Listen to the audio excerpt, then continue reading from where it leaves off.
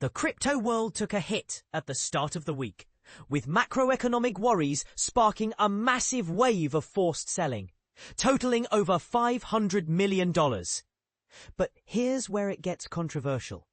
Some argue that this sudden downturn is a necessary correction, while others see it as a sign of deeper issues in the market. Nicholas Economou, Photo, Getty Images.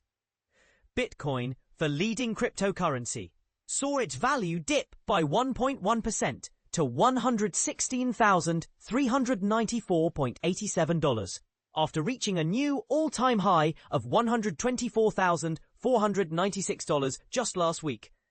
This marks the fourth record-breaking moment for Bitcoin this year. However, it didn't stop there. At one point, the price plummeted to $114,706. Meanwhile, Ethereum, another major player, dropped by 2.5% to $4,354, just short of its own record high of around $4,800. Both cryptocurrencies began their descent following the release of higher-than-expected July wholesale inflation data, which raised doubts about the Federal Reserve's plans for a rate cut in September. And this is the part most people miss. The inflation report isn't just a number. It can significantly influence investor behavior and market sentiment. The market's downturn was exacerbated by a surge in liquidations, a process where traders are forced to sell their assets at market price to cover their debts. According to CoinGlass, in the past 24 hours, sales from 123,836 traders amounted to $530.79 million. This included about $124 million in Bitcoin liquidations and $184 million in Ethereum liquidations. These forced sales can create a domino effect, driving prices even lower. While Bitcoin is currently below the flat line for August, Ethereum remains up by 15%. However, the mood among investors wasn't helped by Treasury Secretary Scott Bessent's clarification on Thursday.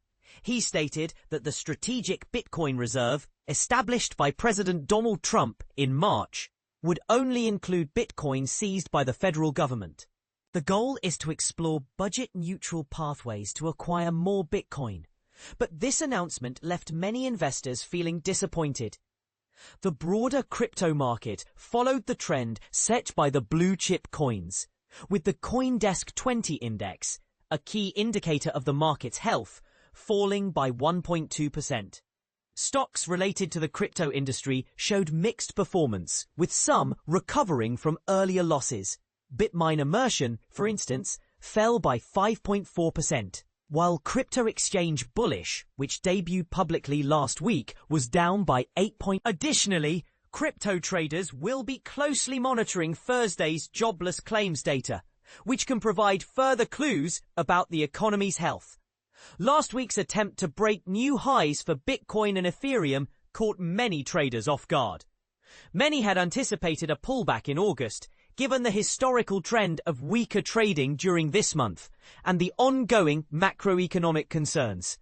Despite these challenges, some market observers view the current pullbacks as healthy and strategic cooldowns, supported by the continued inflows into crypto ETFs and the aggressive accumulation of Bitcoin and Ethereum by various companies.